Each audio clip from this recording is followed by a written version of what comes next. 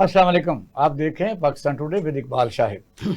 आज मैं बात करेंगे, एक साल पहले हिंदुस्तान ने पाकिस्तान के ऊपर जो हमला किया था उसको एक साल मुकम्मल हो गया और आप देख रहे हैं कि पूरी दुनिया में इंडिया उस जंग की इबरतनाक शिकस्त के बाद पूरी दुनिया में इस वक्त इर्रेलेवेंट है। वो हम तफसील से आपको बताते हैं। वो किस लिए कि उस जंग के बाद आपने देखा कि जो उन्होंने पानी बंद किया और फ़िज़ा बंद की और पाकिस्तान के साथ मुज़ाकरात से इनकार कर दिया, फिर यह है कि इसराइल जाके पाकिस्तान को हमला करने के लिए अफ़गानिस्तान को मुतहर्रिक किया और इसराइल को भी इस बारे में उनकी इमदाद भी उनके लिए कहा। हिंदुस्तान के जो नरेंद्र मोदी वज़ीर हैं, उनका ख्वाब भी रहा है कि पाकिस्तान को नुकसान पहुंचाया जाए और आपने देखा कि फिर ऐसी एक इबरतनाक शिकस्त से दो चार हुए। अफवाज पाकिस्तान और अफवाज पाकिस्तान के तीनों यानी फ़िज़ाइया, बहरिया और बड़ी फ़ौज ने उनके पहली दफ़ा राफेल तैयारे जब गिरे तो राफेल कंपनी को इतना ज़्यादा लॉस हुआ कि अब फिर उसकी मार्केट जो है आप देख रहे हैं कि पूरी दुनिया में डिस्कस किया जा रहा है। वो हम याद बना रहे हैं। पाकिस्तानी कौम हर शहर में कॉन्फ्रेंसें और तमाम डिस्ट्रिक्ट हेडकोार्टर, सूबाई इदारा हुकूमतों में उस जश्न को मनाया जा रहा है।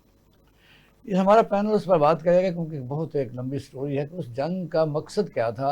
इंडिया पाकिस्तान को तोड़ना चाहता था, इंडिया पाकिस्तान को और किस किस्म का हमला करना चाहता था, और फिर पाकिस्तान की जो फौजी ताकत का उसने जो गलत तखमीना लगाया था, फिर उसका जो एक बनावटी दुनिया के ऊपर एक तासर कायम था कि इंडिया को कोई शिकस्त नहीं दे सकता, वो इकानमी में हमसे आगे है, वो आबादी के लिहाज सबसे बड़ा मुल्क है, तजारत के लिहाज से आगे है, और यह कि फौजी लिहाज से भी हमसे बहुत आगे है। उसके तल्लुकात मिडल ईस्ट के साथ हैं, उसके तल्लुकात अमेरिका के साथ हैं। जब नरेंद्र मोदी किसी जगह जाते थे तो उनका इस्तकबाल होता था। पाकिस्तान के मुतल्लक इतनी रौनक से इंडिया की अखबारात, टीवी बात करते थे जिस तरह पाकिस्तान एक छोटा मुल्क है। लेकिन ये एक जंग के दौरान साबित हुआ, और इस आज के दिन तक जब हम आपसे बात कर रहे हैं, इस वक्त पाकिस्तान पूरी दुनिया का एक रेलेवेंट सुलह कराने वाला मुल्क बन चुका है, as a arbitrator, as a facilitator, as a सालस। और फिर यह कि पूरी दुनिया में फ़ौज पाकिस्तान की जो एक इज़्ज़त अफजाई है, पाकिस्तानी कौम की जो फ़ौज पाकिस्तान के साथ जो उन्होंने हर तबका फ़िक्र के लोगों ने जो साथ दिया, वो भी पूरी दुनिया ने नज़ारा देखा। ये मज़ा इस वक्त तो हर शहर डिस्ट्रिक्ट में इस किस्म के फंक्शन जारी हैं। और अता तारड़ साहब जो वज़ीर इत्तलात हैं, उन्होंने कहा कि हम 14 अगस्त को हल्की सी परेड के ऊपर झलक दिखाएंगे। ये एक पहला मौजू होगा जिस पर हम बात करेंगे और हमारा पैनल बात करेगा।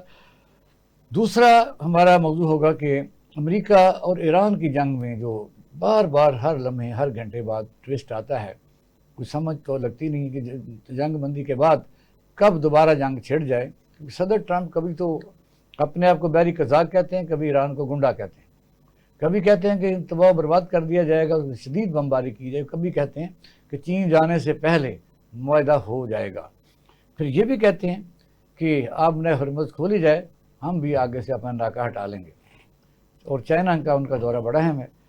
तो ये बात करेंगे आखिर में कि पाकिस्तान पर इस जंग के असरात के हमाशी तौर पर। अगला बजट आ रहा है, बजट से पहले इस वक्त जो सूरत हाल है उस पर भी हम बात करेंगे कि पाकिस्तान के मुआशी हालात जंग की वजह से जिस हद तक हम इस मसाइल का शिकार हैं, तो उस पर भी बात करेंगे। हमारे साथ मौजूद है हुसैन अहमद शराजी साहब और मियाँ भाई साहब, और ब्रिगेडियर साहब हमारे साथ मौजूद होंगे, फ़ारूक हमीद साहब। Welcome to the show. Brigadier साहब हमारे साथ मौजूद हैं?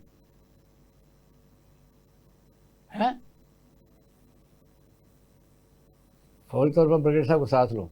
जी शराजी साहब, आप अभी हम बात शुरू में इंडिया के साथ जंग पर कर रहे हैं, तो एक साल हो गया है। एक साल पहले आपके सामने है कि इंडिया उस ताकत के नशे में, और उससे पहले ये भी जोम था कि पाकिस्तान को टुकड़े कर दिया गया है, दो हिस्से बना दिया गया है। 65 की बार के बाद आपने देखा कि वो बड़े फ़ख्र से कहते थे कि हमने 71 कर दिया है, और फिर खड़े होके बांग्लादेश में कहा था कि हाँ हमने किया है। क्या कहते हैं? इकबाल शेख साहब, गुजारिश ये है कि ये हिंदुस्तान, भारत और हमारा पाकिस्तान का जो झगड़ा है, ये तो इसकी बड़ी बुनियादी गहरी वजूहात हैं। उन्होंने आज तक पाकिस्तान को तस्लीम नहीं किया दिल से।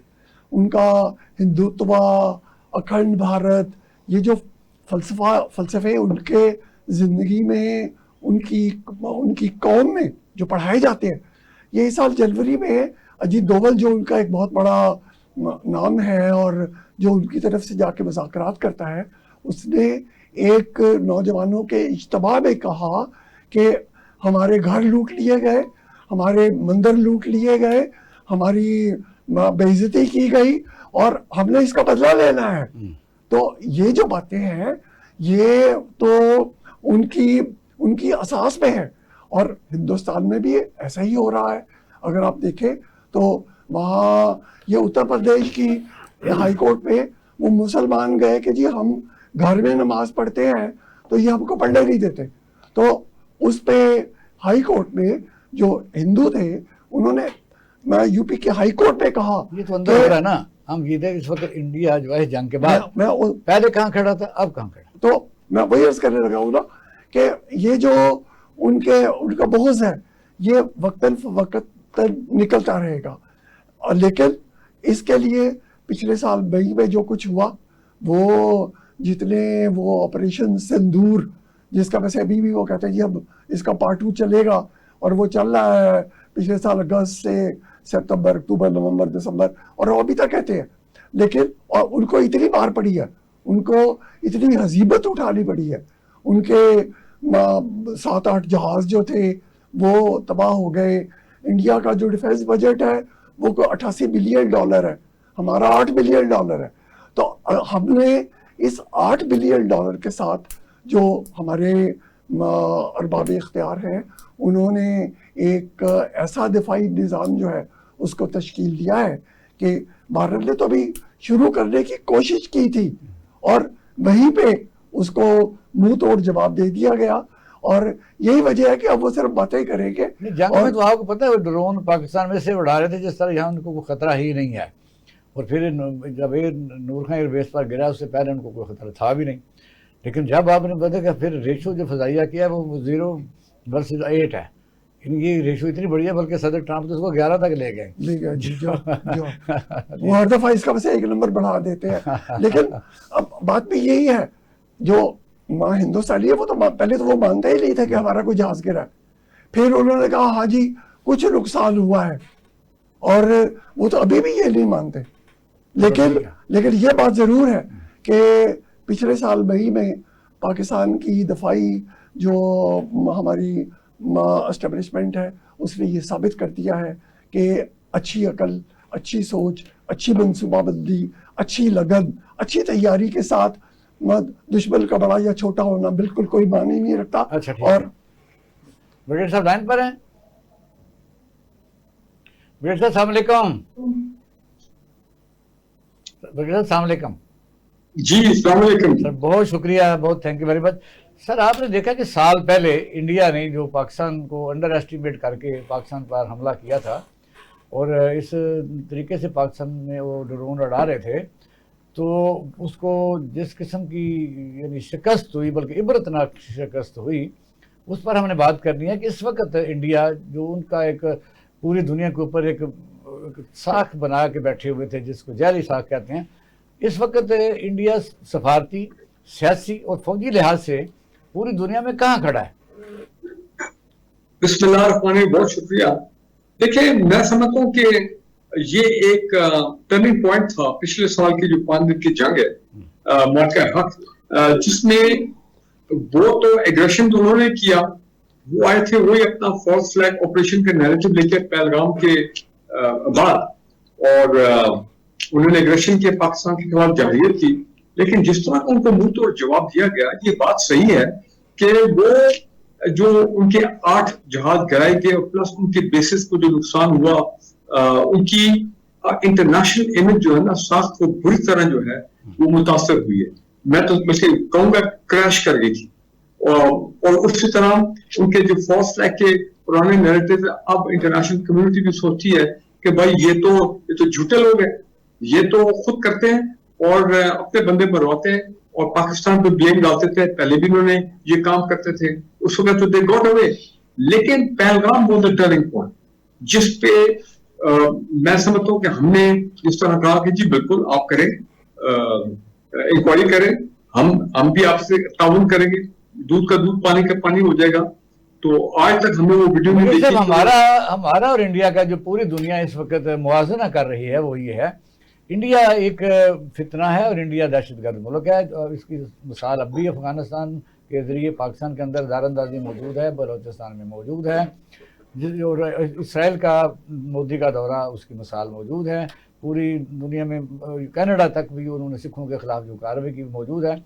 इस वक्त पाकिस्तान और इंडिया वर्सेस इसलिए मैं बात कर रहा हूँ, इस वक्त पाकिस्तान उस जंग के बाद जिस तरह रेलिवेंट हुआ पूरी दुनिया में, सुलह कराने में ये इसका किरदार है, उसका तकरीब कारी करने में किरदार रहा है।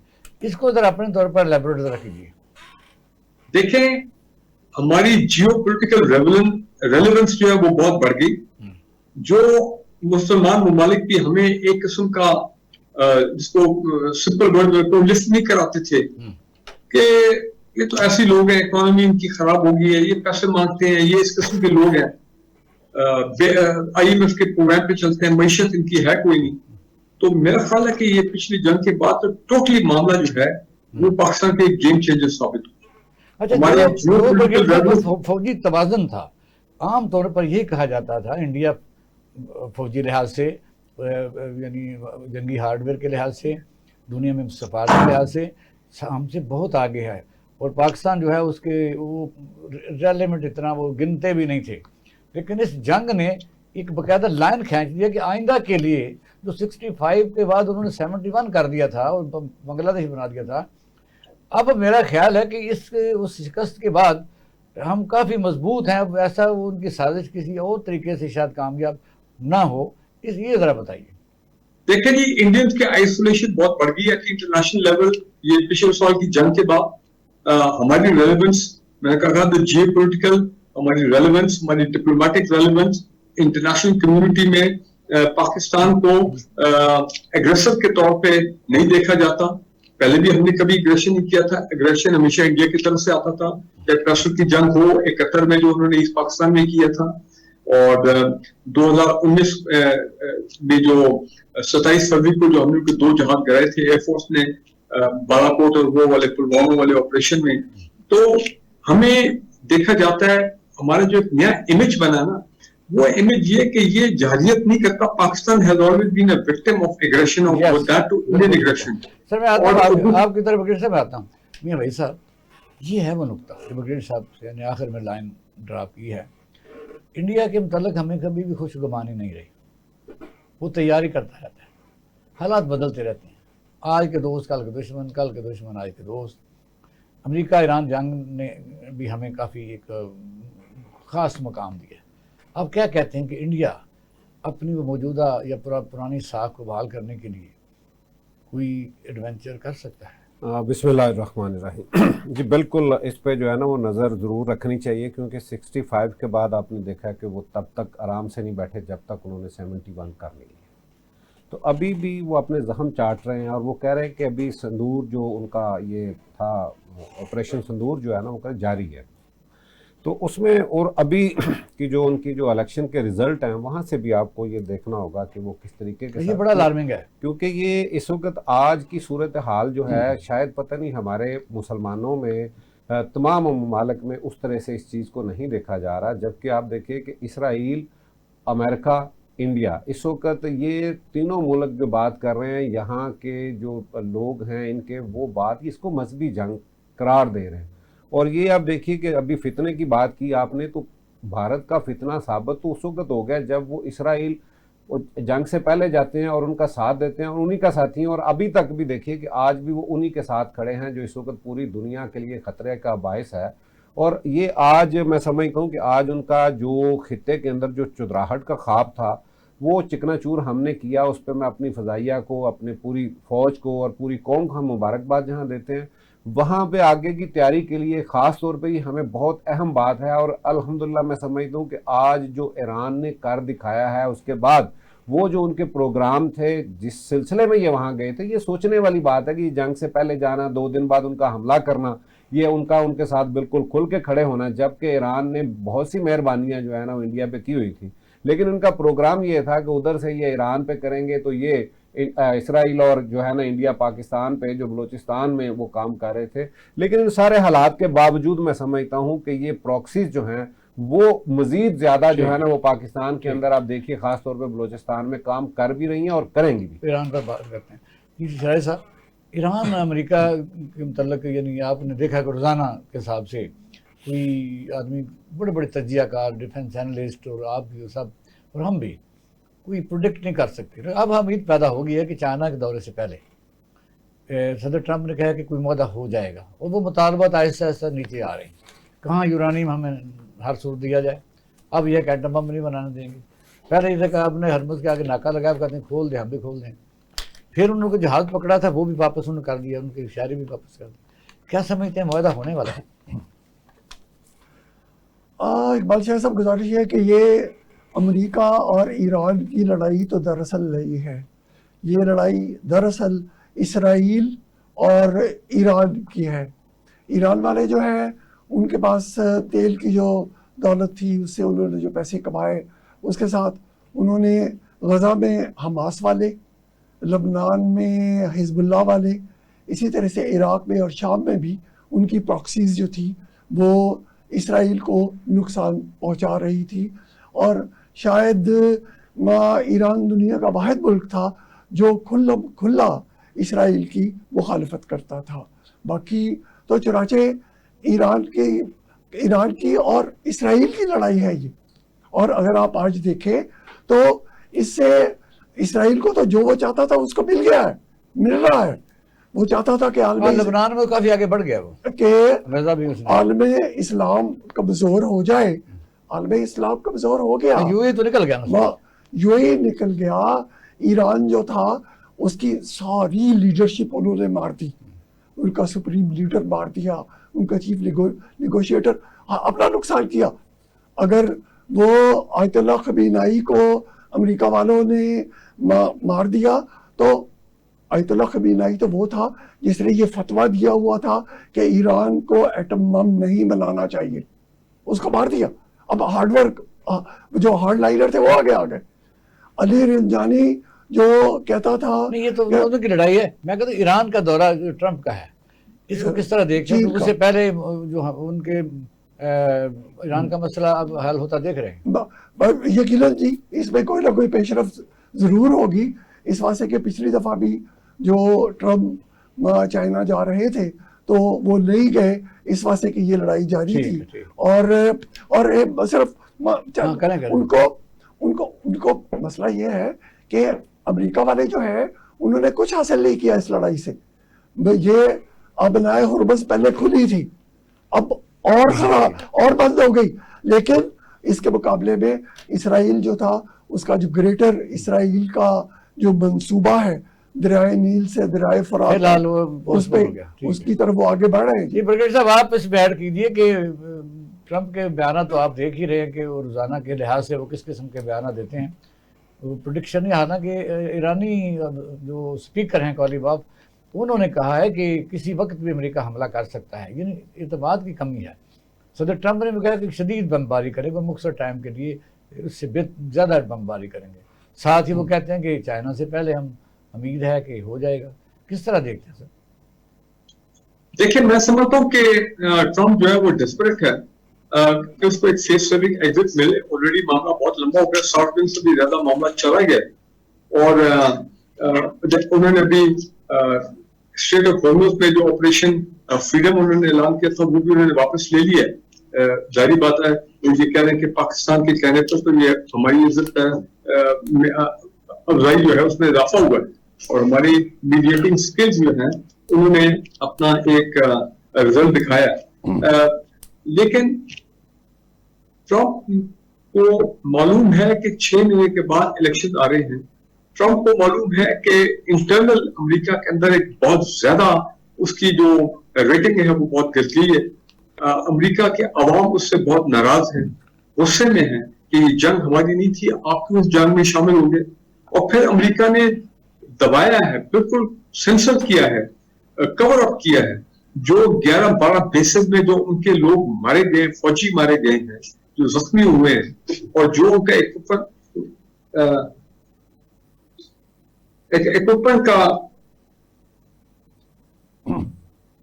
जी जी इक्विपमेंट का जो उनको नुकसान हुआ है, तो वो उस नुकसान की वजह नहीं, से वो जो आमतौर पर कहते हैं उनका 55% या 45% उनका जो वार जी, तो उन्होंने वो सब चीजें जो है वो कवर अप की है।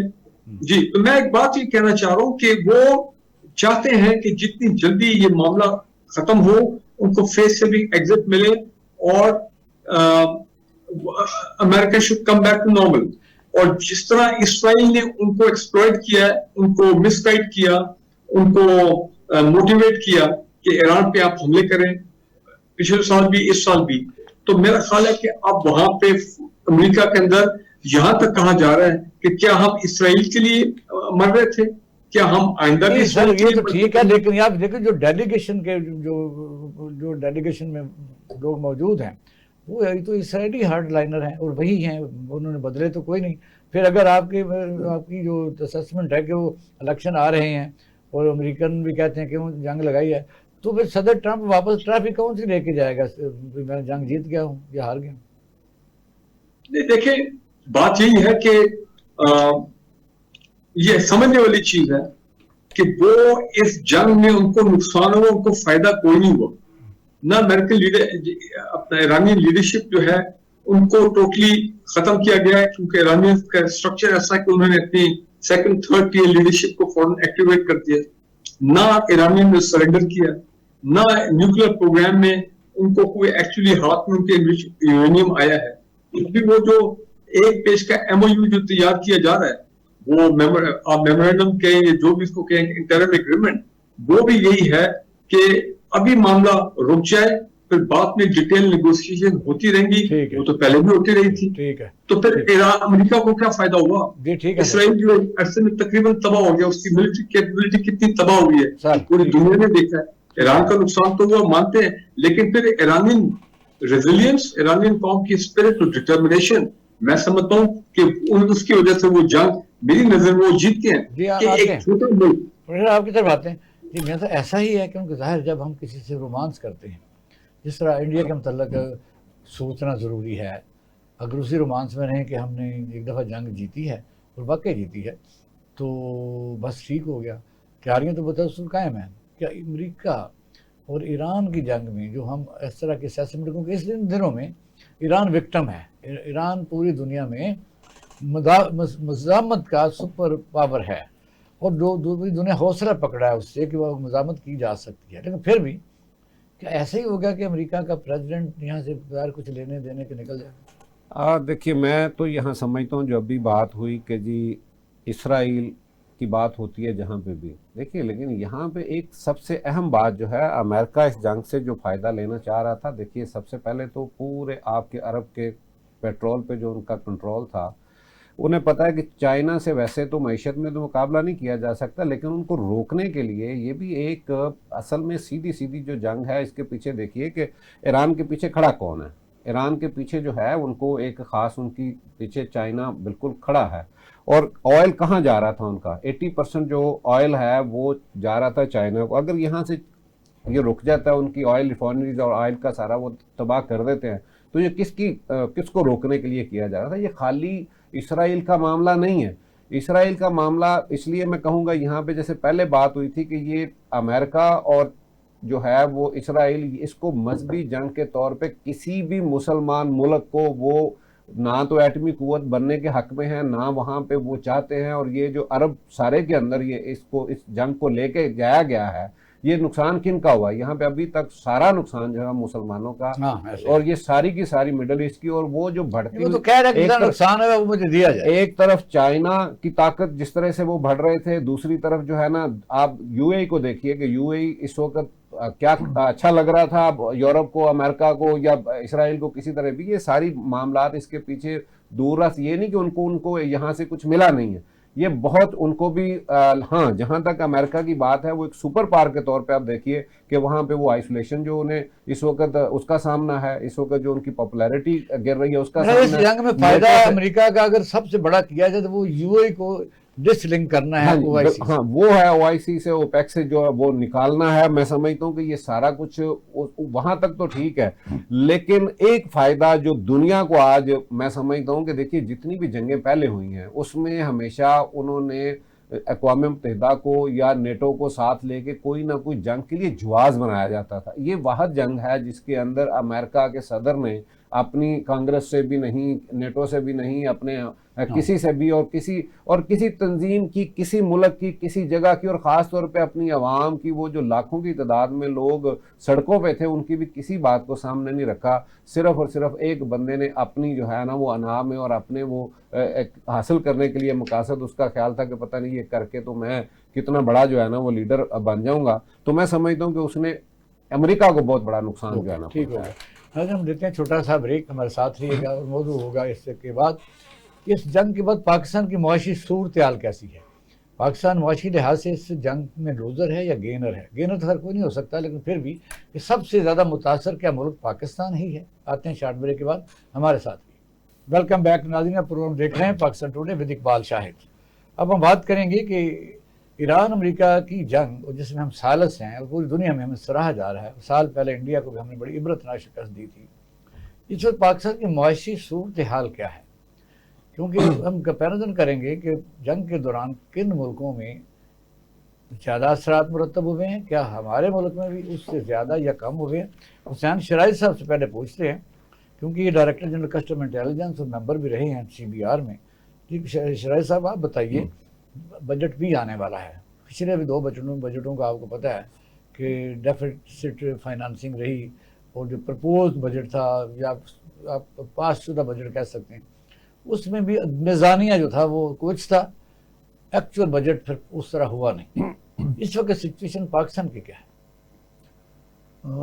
इकबाल शाह साहब, गुजारिश ये है कि मुआशी एतबार से तो पाकिस्तान के हालात, उसकी वजूहात है बहुत सी जिसकी वजह से इतने अच्छे नहीं हैं। हमारी जो दरामदात है इस साल 30 अप्रैल तक, यानी आज 7 मई है, वो थी दरामदात $57 बिलियन की, और हमारी बरामदात है बिलियन 57 बिलियन की दरामदात और 25 बिलियन की बरामदात, यानी सारा हो गया ना फिर। यानी हमें $32 बिलियन जो है वो कहीं ना कहीं से पूरे करने हैं, हिसाब बराबर करने के लिए। हमारा रेवेन्यू टारगेट जब हमने बजट बनाया तो 14,130 रुपए टैक्स रेवेन्यू था हमारा जो टारगेट था। फिर हमने उसको रिवाइज किया और 13,989 अरब रुपए कर दिया। फिर इस साल मार्च में हमने फिर IMF से कहा कि हम इसे 13,500 करना चाहते हैं, लेकिन वो अभी वो माने नहीं थे उस वक्त। लेकिन IMF का अपना तज्जिया ये है कि हम 13,000 से 13,200 अरब रुपए तक टोटल इकट्ठा करेंगे। ये अभी तक जो हमारे फिगर्स आए हैं कि हमने 680 अरब रुपया जुलाई से लेके अप्रैल तक जो हमने रेवेन्यू इकट्ठा किया है, उसमें अभी तक 680 अरब रुपए जो है वो टारगेट से कम है। और जिस तरह से ये पैसा, हालांकि जब ये टारगेट आप करते हैं तो कई लोगों को से तो आप वैसे पैसे ले लेते हैं जो बाद में डिस्पर्स भी हो जाते हैं, वो भी आप उसको काउंट कर लेते हैं। वो जो जून का महीना आता है ना, तो 25, 26, 27, 28, 29, 30 जून और 9 तो वैसे ही लोगों को वो उस वक्त लेते हैं और जुलाई के शुरू में उनको फिर रिफंड दे देते हैं। लेकिन इस वक्त जो हमारी मुआशी सूरत हाल है वो महंगाई यहाँ अरूज पे है, हुकूमत मानती है। हमारे यहाँ वर्ल्ड बैंक वाले कहते हैं कि हमारी 45% आबादी जो है वो गुर्बत की वजह क्या है महंगाई की। आप देखें फिर ट्रांसपोर्टेशन है, जो कैपेसिटी ऑफ परचेज महंगाई को कहते हैं। If you have the money source then तो आपको कम मुतासर कर सकती है। या आपके मुल्क में चीज़ें बहुत सस्ती, बेसिक जो है बिजली पेट्रोल सस्ता हो तो फिर आदमी की सेविंग जो दूसरी तरफ डाइवर्ट हो जाती है खाने पीने की तरफ, फिर कम मुतासर करती है। इसमें कहाँ ज़्यादा डंट है? इसमें जो आजकल दुनिया में जो मईशत है वो चलती है इंडस्ट्री की बुनियाद पे।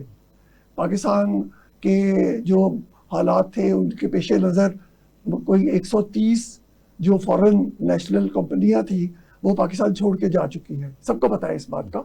और बल्कि ये आज से 4 दिन पहले ये मैं कहते चली जाए,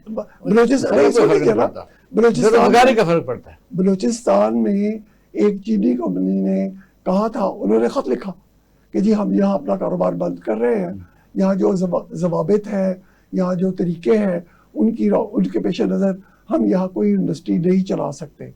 लेकिन वो फिर आसिफ इकबाल साहब ने उनसे बात की और 2 दिन बाद उन्होंने कहा कि जी हम यहाँ काम करेंगे। लेकिन ये जो हालात हैं इसमें दिक्कत ये है कि आज हमारे जो वजीर दाखिला हैं उन्होंने कराची चैम्बर में कहा है कि पिछले 1 साल में ये यहाँ से वजीर ने तो आज भी गिलगित बल्तिस्तान में 4 दारे स्कूलों का ऐलान किया, कई पोस्टिंग स्कीमों का कर रहे हैं। वो ये कहाँ से कर रहे हैं? उससे वो एक बंदा डॉक्टर के पास गया और उसने कहा कि डॉक्टर साहब मैं सीढ़ियाँ 2 सीढ़ियाँ चढ़ूँ तो मेरा सांस फूल जाता है। तो उसने कहा जी आपकी उम्र कितनी है? उसने कहा जी 77 साल। उसने कहा जी इस उम्र में ऐसा ही होता है। तो वो कहता है डॉक्टर साहब आप कमाल करते हैं, मेरे साथ मेरा दोस्त है उसकी उम्र 81 साल है और वो कहता है मैं 6 सीढ़ियाँ चढ़ जाता हूँ। तो डॉक्टर ने कहा कि जनाब आपको ये कहने से किसने मना किया है, आप भी कहें। तो खाली ऐलानात करने से काम नहीं चलता।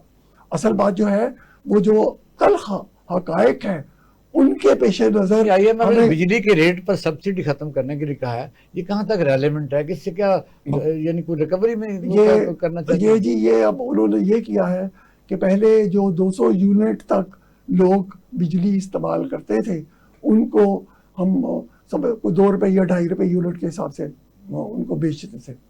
अब उन्होंने कहा जी कि ये आप बंद करें, आप बिजली का जो कमर्शियल रेट है वो सब पे लगाए और ये Benazir income support fund slab लगाते हैं, हालांकि थोड़ी सी बात नहीं, ये बात पूरी ये आज के अखबार में बड़ी तफसील से लिखी हुई है कि आप वो 200 यूनिट वाला झगड़ा खत्म करें। वो लोगों ने 4-4 मीटर लगाए हुए हैं और वो 200 यूनिट के हिसाब से उन पे बिल देते हैं। आप हर एक से कमर्शियल रेट के हिसाब से बिल लें और जो टारगेटेड सब्सिडी दे कि जो गरीब लोग हैं। साहब की तरफ जाने लगे, आपसे सवाल ये है कि अगर बिल फर्दे माल अगर हुकूमत संजीदा हो तो ये जो हम IMF से वापस कर्जा देना, IMF का भी साल खत्म होने वाला, अपना IPP का खत्म होने वाला है, इसी आपको पता है ये महीना आखिरी है, तो वाई नॉट बिजली को फिर खत्म कर दिया तो फिर कोई सब्सिडी हो जाएगा? बिल्कुल नहीं जी, अभी तो हमारे 30 साल के उनके साथ एग्रीमेंट है। ये तो अभी 15 साल 20 साल 25 साल आगे और चल रहे हैं नहीं। तो लेकिन मेरी सिर्फ आखिरी 10 सेकेंड कि पाकिस्तान की मईशत को अगर आपने ठीक करना है ना, तो जब तक हमारे यहाँ जो पॉलिटिकल रिकन्सिलिएशन नहीं होती, जब तक ये झगड़े खत्म नहीं होते। सूबा सरहद में हड़ताल थी कल सरकारी तौर पे कि उन्होंने कलम छोड़ हड़ताल की हुई थी और चीफ मिनिस्टर साहब जो उन्होंने वकीलों से भी कहा था कि आप भी इस हड़ताल में आ जाए। वजह क्या? जब वो कहते जी हमारे NFC में जो अवार्ड है 1375 अरब रुपया देना, तो इसका इलाज सबसे पहला पॉलिटिकल रिकन्सिलिएशन है। ठीक जी साहब, बताइए मेन जो आप कह सकते हैं कि जंग के असरात पाकिस्तान पर ज़्यादा क्यों हैं?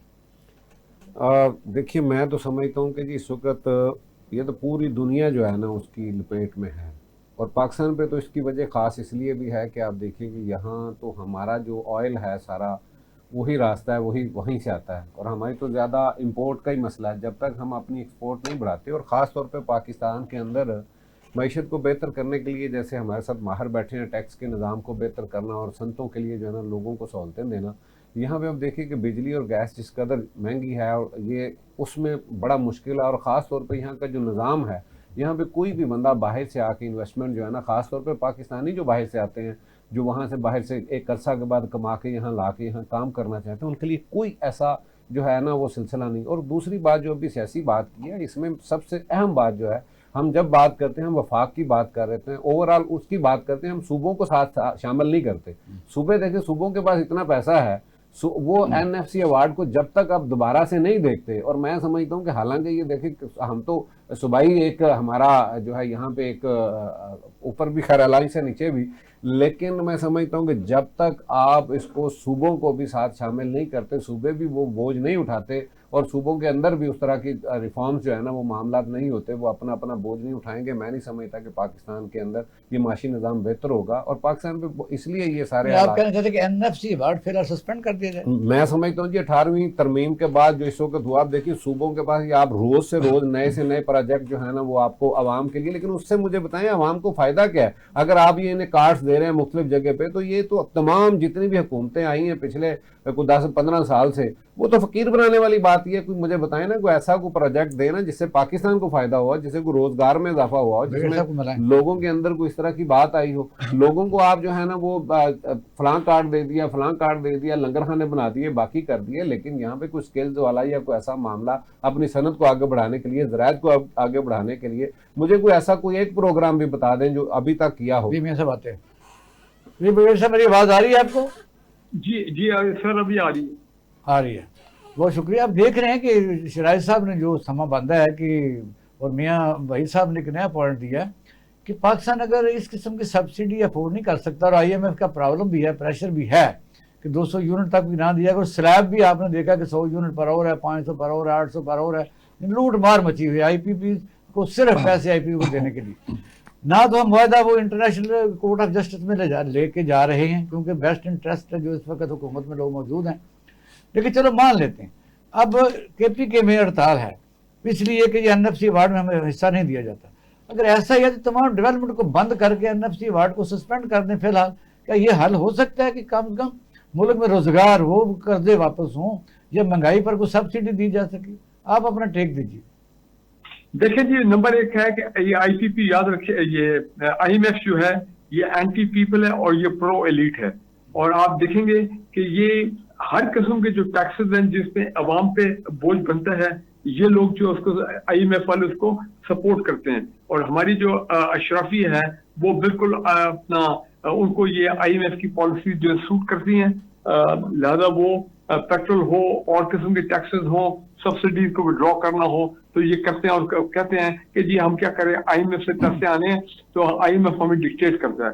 नंबर 1। नंबर 2 ये है कि IPP मैं समझता हूँ पाकिस्तान को सबसे बड़ा जो इकोनॉमी को नुकसान पहुंचाया है, और पाकिस्तान में जो गुर्बत बढ़ी है, और पाकिस्तान में जो पैसे की पब्लिक फंड में जो कमी आई है, और इनको बार बार गवर्नमेंट को IMF के कहने फिर ये जो कवर अप करना पड़ता है, 2000-3000 अरब जो ये अपना कैपेसिटी चार्जेस देने पड़ते हैं, ये सर्कुलेटेड जो बढ़ जाता है, चाहे गैस का हो, चाहे पेट्रोल का हो, चाहे वो और कैपेसिटी चार्जेस हो, मैं समझता हूँ इन्होंने मुल्क की इकोनॉमी को बर्बाद करके रख दिया है। अब क्योंकि पाकिस्तान की जो अशराफिया है वो तमाम वो IPP के मालिकान है, ये हमेशा पावर में रहते हैं। अशराफिया को जब हम कहते हैं, चलो उसको अशराफिया भी बदमाशिया भी कह लेते हैं, लेकिन जो अदारे हैं जो इस मुल्क की सरहदों के मुहाफ़िज़ हैं, जो आइन और कानून के मुहाफ़िज़ हैं, ये उनसे भी ऊपर है। मसलन जाहिर है कि हर मुल्क में अदारे ज़रूर मौजूद होते हैं कि इन किस्म के जो हुक्मरान होते हैं उन्होंने अगर किसी किस्म का मुआहदा किया भी हो, और कई मुल्कों की मिसालें मौजूद हैं, वो इंटरनेशनल कोर्ट ऑफ जस्टिस में जाते हैं, they are the beneficiary, cancel करते हैं। बिल्कुल जी, आप बिल्कुल सही सर फरमा रहे हैं। मैं समझता हूँ पाकिस्तान के हमारे फील्ड मार्शल साहब, उनको अब खुल के इसके ऊपर आगे एक्शन लेना चाहिए, और मैं समझता हूँ कॉन्स्टिट्यूशन अमेंडमेंट नहीं चाहिए जिसमें ये कहा जाए कि जनाब रियासत के पास इतने फालतू पैसे नहीं है, रियासत फोर्स मयोर वाला जो क्लॉज है उसको इम्प्लीमेंट कर रही है, और हम कोई कैपेसिटी पेमेंट नहीं देंगे। ये सब लोग लोकल हैं, इनकी हिम्मत ही नहीं होगी कि कभी ये इंटरनेशनल लेवल की आर्बिट्रेशन करें। मैं कहता हूं कि ये जो हमारे इदारे हैं उनको आगे आना चाहिए, और वो पाकिस्तान को देखें ना, आज DGI ने अपनी प्रेस कॉन्फ्रेंस में क्या कहा, उन्होंने कहा कि पाकिस्तानी फौज जो है ये प्रो अवाम है, ये प्रो गरीब है, गरीब लोगों के को सपोर्ट करती है। तो फिर मैं समझता हूँ कि हमारी जिम्मेदारी बनती है कि हम आवाम के रेस्क्यू पे आए और ये IPP के कैपेसिटी पेमेंट बंद कर दें, कुछ नहीं होगा। बहुत शुक्रिया, बहुत शुक्रिया, थैंक यू मियां साहब, टाइम हो गया। तो नाज़रीन, सूरत आखिर में यही थी, और आपने देखा कि ब्रिगेडियर साहब ने यानी इतना के पॉइंट दिया कि फारूक हमीद साहब ने, इस वक्त सबकी नज़रें आज ISPR के जो डायरेक्टर जनरल हैं मशरीफ साहब की प्रेस कॉन्फ्रेंस, फ़ौज पाकिस्तान अवाम के साथ है, वाकई अवाम भी पाकिस्तान की फौज पाकिस्तान के साथ है, लेकिन इस वक्त टाइम आ चुका है कि जो भी मुल्क को लूटने वाले अनासर हैं, बेशक हुकूमत में हैं, हुकूमत के बाहर हैं, तो इस अवाम से उनकी जान छुड़ाई जाए। अगर ऐसा ही है तो ब्रिगेडियर फारूक हमीद साहब ने यही उन्होंने डायरेक्ट रिक्वेस्ट की है और अपील की है उन्होंने अपने हमारे फील्ड मार्शल साहब से कि ऐसे मुआहदे जिनमें वेस्ट इंटरेस्ट हुक्मरानों का हो, उनको बाकायदा तौर पर उनको बैठा के उनके मुआहदे ख़त्म करवाए जाएँ, ताकि पाकिस्तानी लोग सुख सा सांस लें, इंडस्ट्री चले, इंडस्ट्री चलेगी रोज़गार चलेगा, रोज़गार चलेगा तो फिर आप देखेंगे कैपेसिटी या परचेज, फिर महंगाई आप नीचे आ जाएगी, खुद ही नीचे आ जाएगी। नाज़रीन अपना ख्याल रखिएगा। पाकिस्तान जिंदाबाद।